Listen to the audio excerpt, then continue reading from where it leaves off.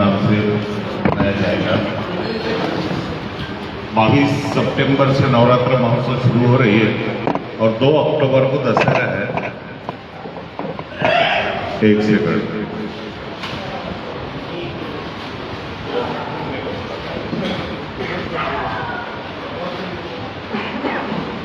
Paytm पर 176 रुपए प्राप्त हुए।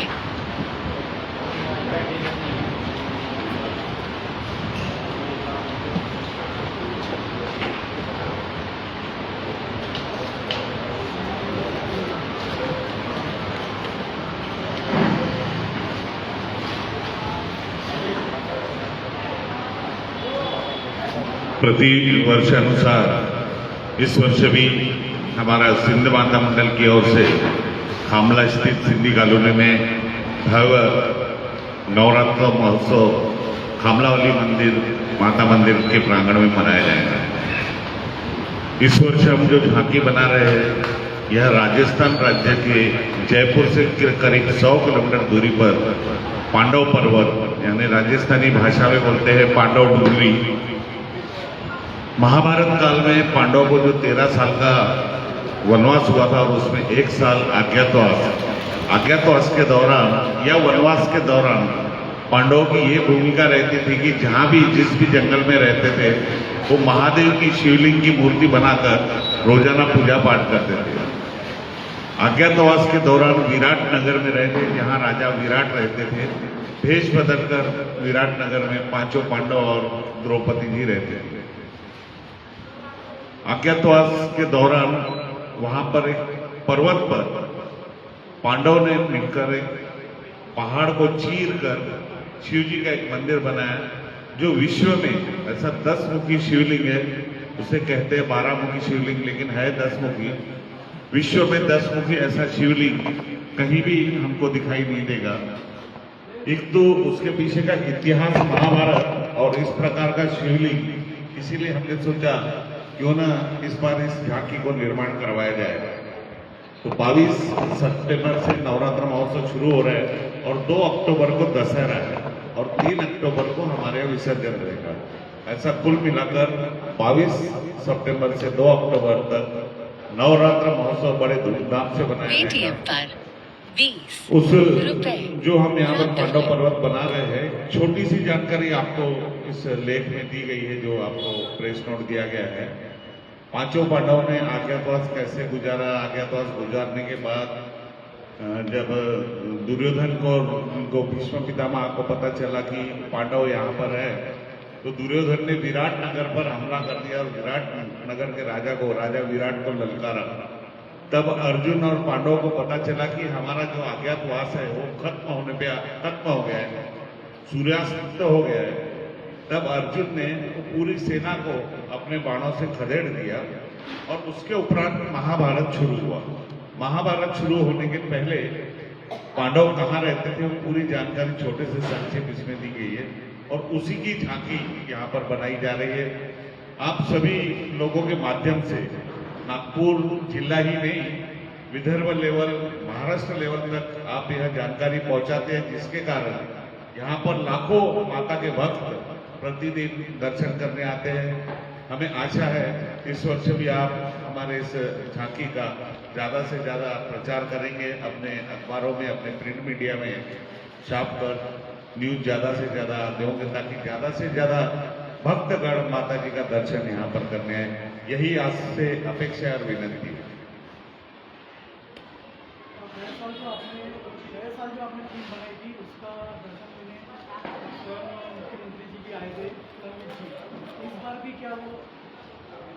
देखिए प्रतिवर्ष देवेंद्र और दीदी के आने के चांसेस रहते हैं, लेकिन क्या है दोनों बड़े लोग प्राप्त हुए। कब कौन सा काम आ जाए इसकी कोई गारंटी नहीं। हाँ, लेकिन जब भी नागपुर में अगर नवरात्र के दौरान आते हैं तो जरूर माता जी का दर्शन लेने आते हैं। आज जैसे हम गए थे देवेंद्र जी के पास तो देवेंद्र जी मुंबई में थे, उनके पीए था छोटू जिसको बोलते हैं वो भी मुंबई में था। मेरी बात हुई छोटू से, बोले जैसा ही समय मिलेगा मैं लेके आऊंगा। नितिन जी आज अनायस आज फ्राइडे होने के कारण घर में थे, ऐसा पता चला तो हम चले गए तो नितिन जी बोले मैं जरूर आऊंगा। अब निर्भर करता है उनके ऊपर, आमंत्रण तो हम देते ही है, निमंत्रण हम करते ही है, निर्भर करता है उनके ऊपर। ये आपकी जो बन रही है तो उसमें कुछ जानकारी एक मिनट,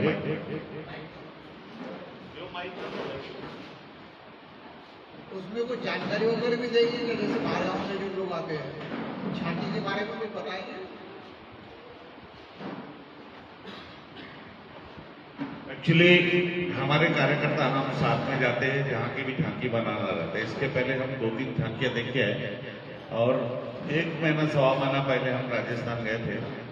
जैसे ही हमको पता चला कि वहाँ बहुत सुंदर पांडव पर्वत बना हुआ है, तो वहाँ पर जैसे ही हम पहले गए तो भगवान गणेश जी, माता पार्वती, कार्तिकेय और सामने यह 10 मुख वाला शिवलिंग ऐसा पहाड़ के बीच में था।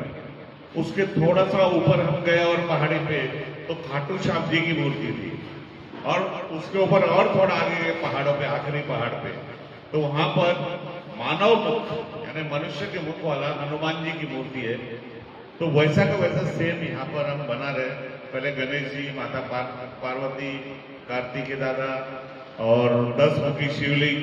उसके बाद जैसे ही थोड़ा आगे बढ़ेंगे भक्तगण तो उनको खाटू श्याम के दर्शन होंगे। उसके और आगे बढ़ेंगे तो मानव मुख वाले हनुमान जी के दर्शन होंगे।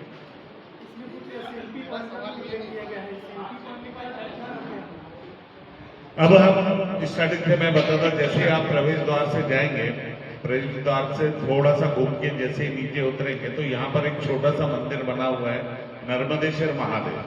सबसे पहले उसका दर्शन होगा। उसके बाद गणेश जी, माता पार्वती जी, कार्तिकेय दादा और 10 मुखी वाले शिवलिंग, इनके दर्शन के उपरांत अपने को खाटू श्याम जी के दर्शन होंगे। खाटू श्याम जी के दर्शन के बाद हनुमान जो है, मानव मुख के हनुमान जी के दर्शन होंगे। उसके उपरांत हम जैसे नीचे उतरेंगे तो बर्फीली यात्रा के आगे बढ़ेंगे तो दिव्य अखंड ज्योत, जैसे लोग अपनी अपनी कामनाएं, मनोकामनाएं के लिए अखंड ज्योत जलवाते हैं, वो अखंड ज्योत दिव्य रूप में आपको दिखेगी। उसके उपरांत जगत जननी खामला वाली माता जी के दर्शन। खामला वाली माता जी के दर्शन के उपरांत एक पर्वत पर झरना बहते हुए रहेगा, उसके बाजू में एक सेल्फी पॉइंट रहेगा।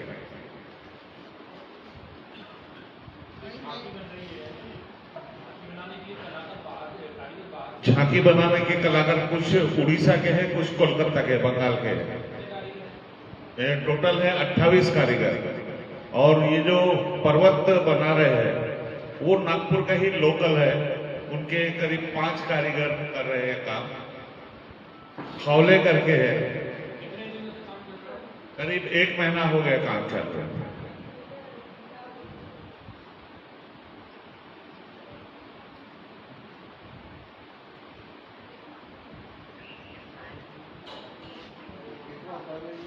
जी, ये 29वां साल है।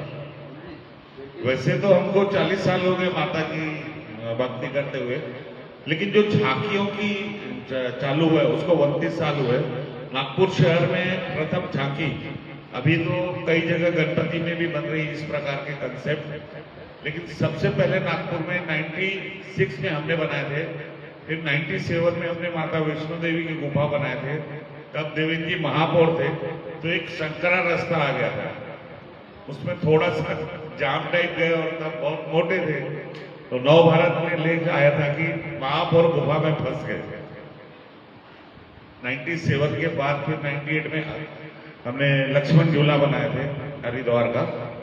उसके बाद गुजरात का अक्षरधाम बनाए थे।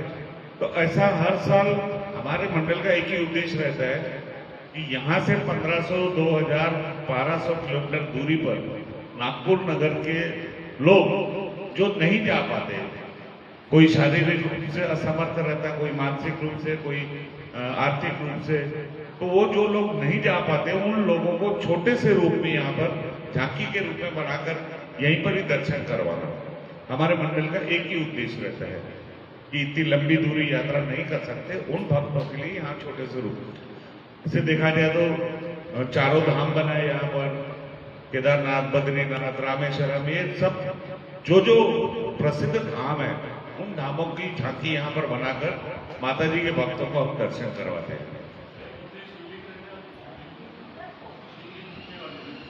10 मुखी शिवलिंग एक ही है, एक ही शिवलिंग में ऐसे चारों तरफ 10 मुख दिखेंगे आपको। देखिए अभी व्यवस्था का कैसा है कि साइकिल स्टैंड है, चप्पल स्टैंड है, जो भी भक्त आता है निःशुल्क चप्पल स्टैंड है, पीने के पानी की व्यवस्था है, क्या बोलते बाथरूम की व्यवस्था है। जो कोई अपंग है, जो कोई ओल्ड एज भक्त आता है उनको तुरंत दर्शन करवाने की व्यवस्था कर रहे हैं हम। करीब 6 से 8 गार्ड रहेंगे, 24 घंटे गार्डों की सुरक्षा रहेगी, 40 से 50 स्वयं सेवक रहेंगे भक्तों की सेवा के लिए। ऐसी जो जो पॉसिबल है और हमारे ध्यान में नहीं आती, जो कोई भक्त बताता है जैसे आपने बताया वो व्यवस्था कर लेंगे।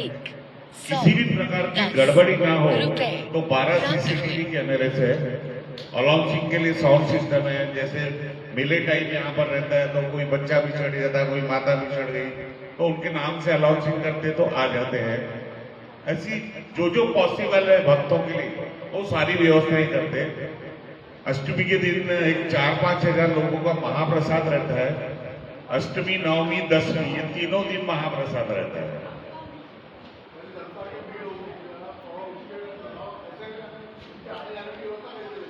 देखिए एक जनता की जो है एक लाइन लगती है मेन रोड से, उसके लिए बापुओं की एक रैली बनाई जाती है, वो लाइन से जाते हैं। बाकी जिस जो अपंग बताया आपको ओल्ड एज है उनको जाना है दूसरा सामने से लाइन रहता है। समझो स्पेशल VIP कोई है, जैसे हमने आपको ही 5 पासेस दिए हैं, आपका कोई व्यक्ति आ रहा है तो उसके लिए सेकंड लाइन रहती है VIP वालों के लिए। ऐसा किसी भी प्रकार की आज तक तकलीफ गई नहीं है, चाहे जनरल लोग हो या VIP लोग हो, अच्छे से भक्तगण दर्शन कर। कभी कभी यहाँ थोड़ी भक्तों की भीड़ बढ़ जाती है तो बर्फीले रास्ते में थोड़ा जाम हो जाता है, तो कभी कभी हमको 1-8 घंटे के लिए बर्फ निकालना पड़ता है। और किसी के मन में कुछ भी हो, उद्घाटन जो है माननीय अनिल जी सोले के हस्ते है। अनिल जी सोले पूर्व महापौर, पूर्व आमदार है और पूर्व नगर सेवक संजय जी बोंडे, मोहन जी चोइथानी, इनके हाथ से उद्घाटन होगा। और 8 दिन के अंदर में देवेंद्र जी, नितिन जी, इनके आने के चांसेस है। बाकी नागपुर शहर के लगभग सभी आमदार आते हैं, परिवार सहित दर्शन करके जाते हैं और कई बड़े बड़े लीडर आते हैं, कांग्रेस के भी आते हैं, BJP के भी आते हैं, दोनों आते दर्शन करके जाते हैं। जी मेला ही रहता है ना यहाँ पर। जैसे ही दर्शन करके आप सेल्फी वगैरह लेके निकलेंगे तो कुछ खान पान के स्टॉल रहते हैं, जैसे कोई जल्दी जल्दी में निकल गया तो यहाँ खा सकता है। हमारे पास जगह बहुत कम है, एक 15,000 स्क्वायर फुट का मैदान है, इसी में हमको सब कार्य करना पड़ता है। जो जो हमको पॉसिबल लगता है, बच्चों के खेल कूद के लिए बच्चों के खिलौने के स्टॉल है, खान पान के स्टॉल है, बाकी पानी, बाथरूम, चप्पल स्टैंड, सब निःशुल्क व्यवस्था है। लास्ट में इसका समापन किस तरह से होगा? क्या बोले? लास्ट में इसका समापन किस तरह से? समापन कैसा है कि हमारे एक्चुअली खामलावाली माता खुद बैठी हुई है, तो माता जी की मूर्ति हम बैठाते हैं, हम बैठाते घट, और वो घट जो है बैंड बाजे के साथ धूमधाम से हम विसर्जन करने जाते हैं। अभी हमको जो ऑनलाइन परमिशन भरना था, ये विशेष एक सूचित आप अगर छाप सकते तो विशेष छापे। ऑनलाइन जो एप्लीकेशन की है हमने परमिशन के लिए, उसमें विसर्जन के लिए सिर्फ 2 ही स्थान दिए, एक पुलिस लाइन टाकड़ी और एक कोराड़ी। गणेश के लिए, गणेश जी के विसर्जन के लिए क्या करेंगे, 4 फुट की मूर्ति के ऊपर जो होगा वो उधर जाएंगे, 4 फुट के अंदर रहेंगे तो अलग अलग आर्टिफिशियल टैंक, हमारे सोनेगांव में भी आर्टिफिशियल टैंक बनाया था विसर्जन के लिए, ताकि विसर्जन में आसानी जाए और तालाबों का पानी भी खराब ना हो। लेकिन इस बार जो ऑप्शन है सिर्फ 2 ही दिए। तभी हमारे DCP और PI साहब ने मीटिंग बुलाई थी, मैंने उनको बताया तो उन्होंने बोला कि हम महानगर पालिका से संपर्क करेंगे। जैसे हमारे परिसर में एक आधी छोटी मूर्ति बैठा ली है तो इतना लंबा जाना विसर्जन के लिए वो पॉसिबल नहीं है। अब हमारी एप्लीकेशन एक्सेप्ट होना चाहिए, हमने पुलिस लाइन टगड़ी डाल दिया, बट एक सादी एप्लीकेशन देखी, उसको चेंज करके कमिश्नर से मैं भी मिलने वाला हूँ कि हमारे सोने का तालाब पे आर्टिफिशियल टैंक बनी हुई है ऑलरेडी, जैसे गणेश भगवान के इसमें किए थे आपने 4 फुट के अंदर, तो यहाँ पर भी मूर्ति के लिए 4 फुट के अंदर विसर्जन की व्यवस्था करें। मूर्तियां तो ठीक है, लेकिन अनेक लोग अपने घरों में छोटे छोटे मंदिरों में घट की स्थापना करते हैं, तो उनकी व्यवस्था यहाँ आर्टिफिशियल टैंक में ही होना चाहिए, ऐसी मेरी सोच। रोजाना प्रसाद जो बनता है वो कभी चिरौंजी, कभी केला, कभी कोई फल, वो हाथ प्रसादी बोलते हैं उसको, यानी जो मंदिर से दर्शन करके निकला उसको हाथ में मिलेगा। कभी लड्डू भी बनता है, कभी पेड़ा भी बनता है, लेकिन जो अष्टमी के दिन रहता है हवन के बाद महाप्रसाद, उसमें सभी प्रकार के 8-10 प्रकार के व्यंजन रहते हैं, और फिर 9वीं 10वीं ऐसा अलग अलग प्रकार के महाप्रसाद रहते हैं। हमारे जो मूर्ति वो परमानेंट है, उसकी हाइट 4.5 फुट है, तो मूर्ति का विसर्जन होता नहीं, घट का विसर्जन होता है।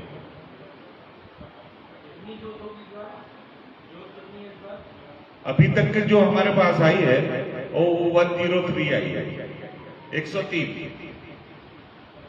अभी और बढ़ेंगे।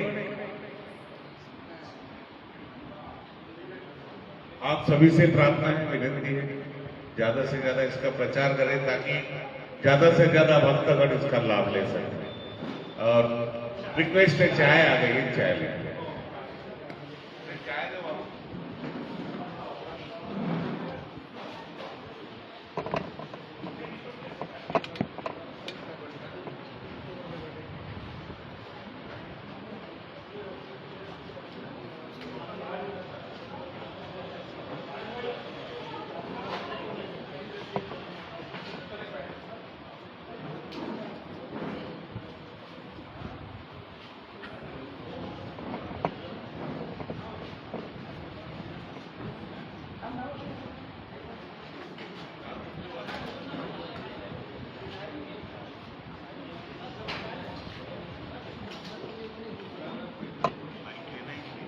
नहीं नहीं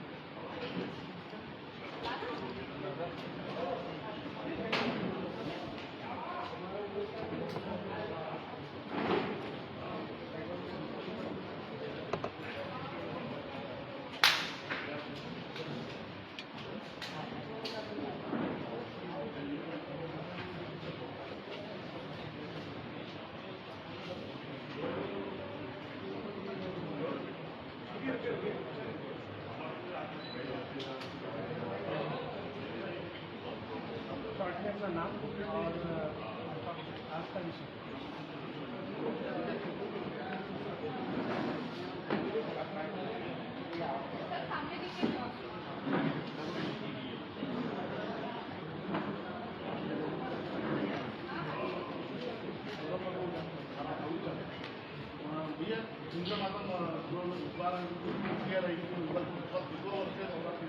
और किस तरह से आयोजन होता है? प्रकाश तोतवानी, सिंध माता मंडल महासचिव, पूर्व नगर सेवक, ये हमारे मंडल के अध्यक्ष है सिंध माता मंडल नारायण भोजवानी, आप है परमानंद जी शंभुवानी, उपाध्यक्ष, बाकी सब एग्जीक्यूटिव मेंबर है। हमारे मंडल को इस साल 32 वर्ष हो रहे हैं। वैसे देखा जाए तो 40 वर्षों से माता जी की बैठा के हम सेवा करते थे, और जो कंसेप्ट है, जो झांकियाँ हैं, उनको 32 वर्ष हो रहा है। और इस वर्ष जो है हमारे मंडल की ओर से राजस्थान स्थित पांडव पर्वत की झांकी का यहाँ पर निर्माण करवा रहे हैं।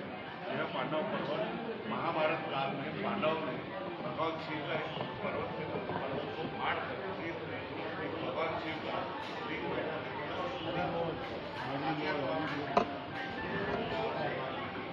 यह शिवलिंग जो है यह विश्व का एक ही शिवलिंग है। 10 मुख है शिवलिंग। हरी बोल हरी बोल। हम लोग बहुत बड़े भाग्यशाली हो गए, और नागपुर शहर के लोग जो दर्शन करेंगे वो भी बहुत बड़े भाग्यशाली हो गए। ऐसा 10 फुट शिवलिंग देखने को मिलेगा, दर्शन मिलेंगे। महाभारत काल में अज्ञातवास में पांडव ने यह मंदिर बनाया था, और उसकी झांकी यहाँ पर हमारे मंदिर की ओर से बनाई जा रही है। ताकि नागपुर नगर के जो लोग हैं जो शारीरिक बोझ कमजोर है, जो वहाँ पर नहीं जा पाते 1300 किलोमीटर दूरी पर, उनके लिए एक छोटी सी मंदिर बनाया जा रहा है ताकि यहाँ पर ही दर्शन कर सके, उनकी अभिलाषा, उनकी इच्छा अधूरी थी। अचानक से बारिश आ रही है, ऐसे में दर्शन में कोई अड़थड़ा निर्माण न हो, इसके लिए क्या कुछ विशेष व्यवस्था की गई है? देखिए, बारिश के लिए हम कुछ नहीं कर सकते, ये कुदरत का काम है, भगवान का काम है, पर हमको विश्वास है माता रानी नवरात्र के दौरान जो 10 दिन है, कभी आज तक बारिश आई नहीं और कभी कोई तकलीफ हुई नहीं। हाँ, महाप्रसाद के दिन जो बारिश की आप बोल रहे हैं, हम व्यवस्था करते हैं लगाते हैं ताकि जो भक्त महाप्रसाद में भोजन करें उस वक्त बारिश आए तो खड़चट न जाए। इन 10 दिनों में किसी तरह का कोई सामाजिक विषय भी आप यहाँ पर मिलेंगे वाले या सिर्फ भक्ति की नहीं, अनेक सामाजिक विषय होते हैं। यहाँ बच्चों की कंपटीशन होती है, एक लोगों के परीक्षण के निःशुल्क स्वास्थ्य शिविर रखे जाते हैं, ऐसे भिन्न भिन्न सामाजिक कार्य होते हैं।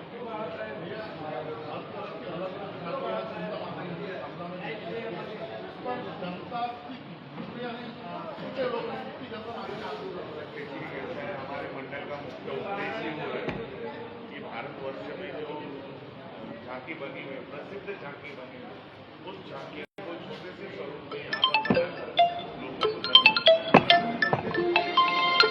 को लोग इतनी दूर तक नहीं जा पाते। अभी हमने बीच में बना है हनुमान जी की जन्म स्थली, वो कर्नाटक से 400 किलोमीटर अंदर जंगल में हमारी टीम गई, पूरा निरीक्षण किए, 8 दिन किए। तो हमारा मुख्य उद्देश्य वही रहता है कि नागपुर नगरी के लोग जो नहीं जा पाते हैं यहाँ पर छोटे स्वरूप से दर्शन। आने वाले नवरात्रि के ऊपर भक्तों को क्या आप मेरा संदेश क्या देंगे, भक्तों से विनंती है ज़्यादा से ज़्यादा तादाद में आए और दर्शन करें। यह मौका साल में एक ही बार मिलता है, ज़्यादा से ज़्यादा अपने माता पिता बच्चों को लाए, यहाँ पर दर्शन कराएं ताकि ये दुर्लभ दर्शन दोबारा हो पाता है।